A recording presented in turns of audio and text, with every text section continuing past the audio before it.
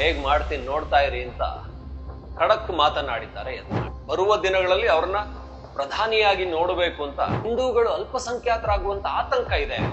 ಯೋಗಿ ತರ ಆಡಳಿತವನ್ನ ಕರ್ನಾಟಕದಲ್ಲಿ ತರಬಹುದು. ಯತ್ನಾಳ್ಗೆ ಒಂದ್ ದೊಡ್ಡ ಕ್ರೇಜ್ ಕ್ರಿಯೇಟ್ ಆಗಿದೆ ರಾಜ್ಯದಲ್ಲಿ. ದುರ್ಗಾ ಪೂಜೆಗೆ ತೊಂದರೆ ಕೊಡ್ತಾರೆ, ಅವರಿಗೆ ಗುಂಡಿಕ್ಕಿ ಅನ್ನುವಂತ ಆದೇಶವನ್ನು ಕೊಟ್ಟಿದ್ದಾರೆ.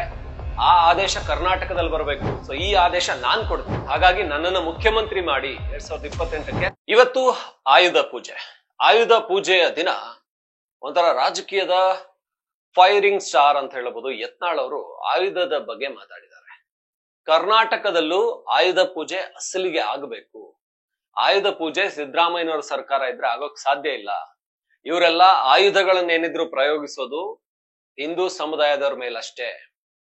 ನಿಜವಾದ ಆಯುಧ ಪೂಜೆಯನ್ನ ನಾವು ಶುರು ಮಾಡ್ಬೇಕು ಅಂದ್ರೆ 2028ರಲ್ಲಿ ನನ್ನ ಸಿಎಂ ಮಾಡಿ ಆವಾಗ ಆಯುಧ ಪೂಜೆ ಹೇಗ್ ಮಾಡ್ತೀನಿ ನೋಡ್ತಾ ಇರಿ ಅಂತ ಖಡಕ್ ಮಾತನಾಡಿದ್ದಾರೆ ಯತ್ನಾಳ್.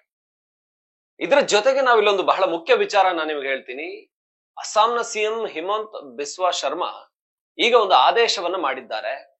ಅದು ಹಿಮಂತ್ ಬಿಸ್ವಾ ಶರ್ಮಾ ನಮಗ್ ಗೊತ್ತು, ಅವರು ಹಿಂದೂ ಧರ್ಮದ ವಿಚಾರದಲ್ಲಿ ಎಷ್ಟು ಕಟ್ಟುನಿಟ್ಟಿನ ಹಿಂದೂ ಧರ್ಮದ ಪರವಾಗಿ ನಿಂತಿರುವಂತ ಸಿಎಂ ಅಂತ.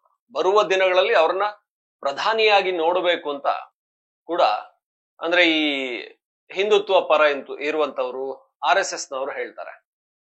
ಒಂದು ಕಾಲದಲ್ಲಿ ಕಾಂಗ್ರೆಸ್ ಅಲ್ಲಿ ಇದ್ದವರು ಈಗ ಕಟ್ಟರ್ ಹಿಂದೂ ಆಗಿರುವ ಹಿಮಂತ್ ಬಿಸ್ವಾ ಶರ್ಮಾ ಇದಾರಲ್ಲ, ಅವ್ರದೊಂದು ಅಚ್ಚರಿಯ ಜರ್ನಿಯೇ ಬಿಡಿ. ಯಾಕೆಂದ್ರೆ ಈಗ ಅಸ್ಸಾಂಗೆ ಬಂದ್ಮೇಲೆ, ಅಸ್ಸಾಂ ಮುಖ್ಯಮಂತ್ರಿ ಆದ್ಮೇಲೆ ಬಿಜೆಪಿಯಿಂದ ಅಸ್ಸಾಂನ ಡೆಮೋಗ್ರಫಿ ಬದಲಾಗ್ತಿರೋ ಬಗ್ಗೆ ಪದೇ ಪದೇ ಚರ್ಚೆ ಮಾಡ್ತಾ ಇದ್ರೆ. ಮೊನ್ನೆ ಮೋದಿ ಕೂಡ ಅಸ್ಸಾಂಗೆ ಹೋದಾಗ ಇದೇ ಮಾತನ್ನ ಆಡಿದ್ರು. ಡೆಮೋಗ್ರಫಿ ಚೇಂಜ್ ಆಗ್ತಾ ಇದೆ ಅಸ್ಸಾಂನಲ್ಲಿ, ಕನ್ವರ್ಷನ್ ಜಾಸ್ತಿ ಇದೆ, ಇದರಿಂದಾಗಿ ಹಿಂದೂಗಳು ಅಲ್ಪಸಂಖ್ಯಾತರಾಗುವಂತ ಆತಂಕ ಇದೆ. ಇದು ಅಸ್ಸಾಂ ಬಗ್ಗೆ ಮಾತ್ರ ಅಲ್ಲ, ಪಶ್ಚಿಮ ಬಂಗಾಳ, ಕೇರಳ ಈ ರಾಜ್ಯಗಳ ಬಗ್ಗೆ ಕೂಡ ಆತಂಕ ಇದೆ. ಯತ್ನಾಳ್ ಮಾತಾಡ್ತಿರೋದು ಕೂಡ ಅದನ್ನೇ. ಆಯುಧ ಪೂಜೆ ಇವತ್ತು ಅದರ ಮೂಲ ಏನು ಅಂತ ಗೊತ್ತು.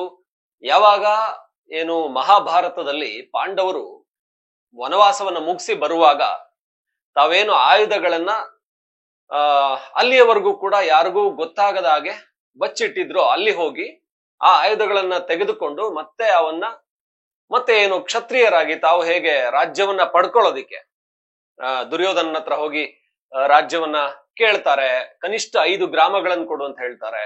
ಅದನ್ನು ಕೊಡದೇ ಇದ್ದಾಗ್ಲೇ ಸಂಧಾನ ಮುರಿದು ಬಿದ್ದಾಗ ಯುದ್ಧ ಆಗುವಂತದ್ದು ಕುರುಕ್ಷೇತ್ರ. ಹಾಗಾಗಿ ಆ ವನವಾಸ ಆದ್ಮೇಲೆ ಶಸ್ತ್ರಾಸ್ತ್ರಗಳನ್ನ ಹೊರತೆಗೆದಾಗ ಅದಕ್ಕೊಂದು ಪೂಜೆ ಮಾಡ್ತಾರೆ.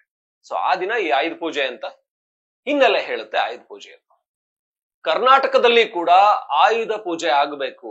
ಬರುವ ದಿನಗಳಲ್ಲಿ ಪೊಲೀಸರ ಕೈಗೆ ನಾನು ಈಗಿದೆಯಲ್ಲ .202 ಹಳೆಯ ಕಾಲದ ಬ್ರಿಟಿಷರ ಕಾಲದ ಆ ಮರದ ಅವುಗಳನ್ನು ಕೊಡಲ್ಲ, ನಾನು AK-47 ಕೊಡ್ತೀನಿ ಅಂತ ಹೇಳಿದ್ದಾರೆ. ನನ್ನನ್ನು ಸಿಎಂ ಮಾಡಿ AK-47 ಕೊಡ್ತೀನಿ ನಾನು, ಆಗ ನಿಜವಾದ ಕಾನೂನು ಸುವ್ಯವಸ್ಥೆ ಕಾಪಾಡಬಹುದು, ಯೋಗಿ ತರ ಆಡಳಿತವನ್ನ ಕರ್ನಾಟಕದಲ್ಲಿ ತರಬಹುದು ಅಂತ. ಇದನ್ನ ಬಹಳ ದೊಡ್ಡ ವಿಚಾರನ, ಬಹಳ ಮುಖ್ಯವಾಗಿ ಏನಿದನ್ನ ಹೇಳ್ತೀರಾ ಅಂತ ನೀವು ಕೇಳಬಹುದು. ಈಗ ರಾಜ್ಯದಲ್ಲಿ ಯತ್ನಾಳ್ ಅಲೆ ಇದೆ.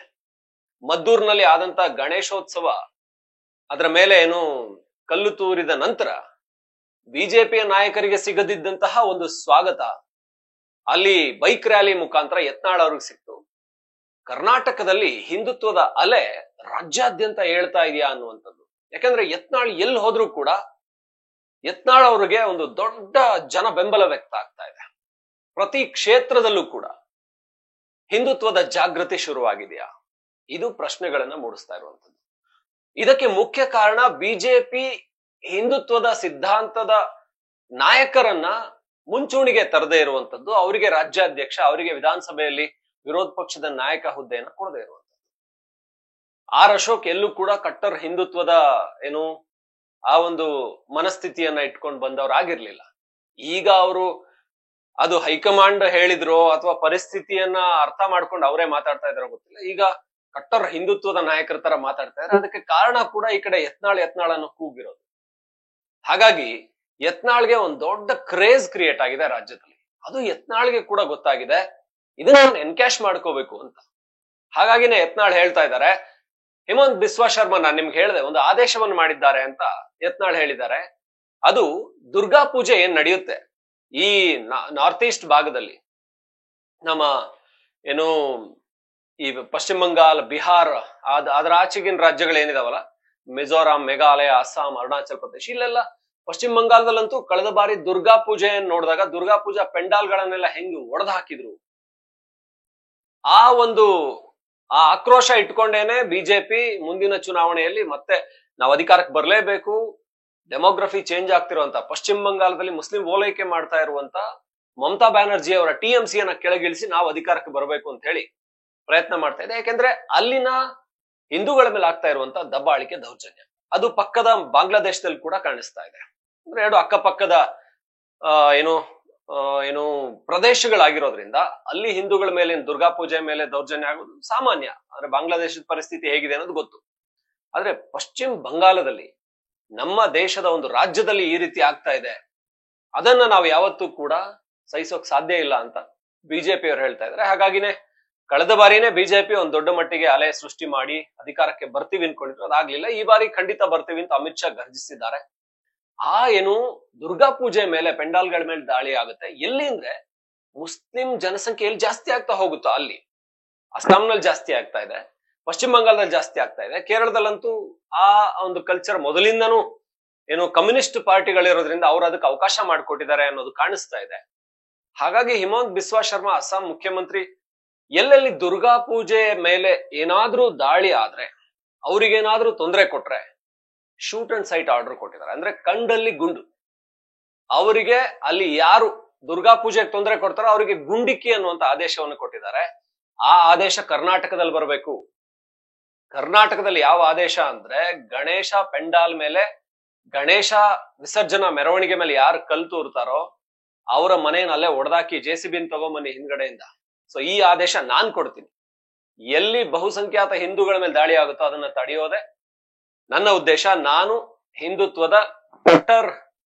ಹಿಂದುತ್ವದ ನಾಯಕ. ಹಾಗಾಗಿ ನನ್ನನ್ನ ಮುಖ್ಯಮಂತ್ರಿ ಮಾಡಿ 2028ಕ್ಕೆ, ಆಗ ನೋಡಿ ನಾನು ಏನು ಅಂತ ತೋರಿಸ್ತೀನಿ. ಯೋಗಿ ಆಡಳಿತ ಏನಿದೆ ಉತ್ತರ ಪ್ರದೇಶದಲ್ಲಿ ಅದನ್ನ ಇಲ್ಲಿ ತಗೊಂಡ್ಬರ್ತೀನಿ ಅಂತ ಹೇಳ್ತಾ ಇದ್ದಾರೆ ಯತ್ನಾಳ್ಗೆ ಒಂದು ದೊಡ್ಡ ಬೆಂಬಲ ಇಲ್ಲಿ ವ್ಯಕ್ತ ಆಗ್ತಾ ಇದೆ. ಬಹುಶಃ ಬರುವ ದಿನಗಳಲ್ಲಿ ಇದೊಂದು ಬಿಜೆಪಿಗೆ ದೊಡ್ಡ ಹೊಡೆತ ಆದ್ರೂ ಆಗಬಹುದು. ಅದನ್ನ ಬಿಜೆಪಿ ಅರ್ಥ ಮಾಡ್ಕೋತಾ ಇದೆ. ಹಾಗಾಗಿ ಯತ್ನಾಳ್ ಕ್ರೇಜ್ ಇದೆಯಲ್ಲ, ಇದು ಈಗಂತೂ ಎದ್ದು ನಿಂತಿದೆ. ಯತ್ನಾಳ್ ಹೋದಲ್ಲೆಲ್ಲ ಒಂದ್ ದೊಡ್ಡ ಜನ ಬೆಂಬಲ ವ್ಯಕ್ತ ಆಗ್ತಾ ಇದೆ. ಅದು 2028ರ ಚುನಾವಣೆವರೆಗೂ ಕಂಟಿನ್ಯೂ ಆಗುತ್ತಾ? ಅಲ್ಲಿವರೆಗೂ ಇದೇ ಹವಾನ ಕಾಪಾಡ್ಕೋತಾರ? ಇದು ಪ್ರಶ್ನೆ. ಆದ್ರೆ ಅಸ್ಸಾಂನಲ್ಲಿ ಆಗಿರುವಂತ ನಿರ್ಧಾರ ಅಥವಾ ಕೆಲವೊಂದು ರಾಜ್ಯಗಳಲ್ಲಿ, ಉತ್ತರ ಪ್ರದೇಶದಲ್ಲಿ ಆಗಿರುವಂತ ನಿರ್ಧಾರಗಳಿದೆಯಲ್ಲ, ಇದು ಕ್ರಾಂತಿಕಾರಿ ಅಂತ ಅನ್ನಿಸ್ತಾ ಇದೆ. ಇದು ಕರ್ನಾಟಕದಲ್ಲೂ ಆದ್ರೆ ಈ ಬಹುಸಂಖ್ಯಾತ ಹಿಂದೂಗಳ ಮೇಲೆ ಆಗ್ತಾ ಇರುವಂತ ದೌರ್ಜನ್ಯ ತಪ್ಪುತ್ತೆ ಅಂತ. ಈಗ ಧರ್ಮಸ್ಥಳ ನೋಡ್ತೀವಿ, ಬೇರೆ ಬೇರೆ ಭಾಗಗಳಲ್ಲಿ ಬಹುಸಂಖ್ಯಾತ ಹಿಂದೂಗಳ ಮೇಲೆ ಆಗ್ತಾ ಇರುವಂತ ದೌರ್ಜನ್ಯ ಇದೆಯಲ್ಲ, ಇದನ್ನ ತಪ್ಪಿಸೋದಕ್ಕೆ ಯತ್ನಾಳೆ CM ಆಗಿ ಬರ್ಬೇಕು ಅಂತ ಒಂದು ದೊಡ್ಡ ಸಂಖ್ಯೆಯ ಜನ ಹೇಳ್ತಾ ಇದ್ದಾರೆ. ಬಟ್ ಅದು ಇದೇ ಒಂದು ಹೀಟ್ ಮುಂದಿನ ಚುನಾವಣೆ 2028ರವರೆಗೂ ಕ್ಯಾರಿ ಆಗುತ್ತಾ ಅನ್ನೋದಷ್ಟೇ ಕುತೂಹಲ. ಸದ್ಯಕ್ಕಂತೂ ಯತ್ನಾಳ್ ಹವಾ ಕ್ರೇಜ್ ನೆಕ್ಸ್ಟ್ ಲೆವೆಲ್ಗಿದೆ ಅನ್ನೋದ್ರಲ್ಲಿ ಡೌಟೇ ಇಲ್ಲ.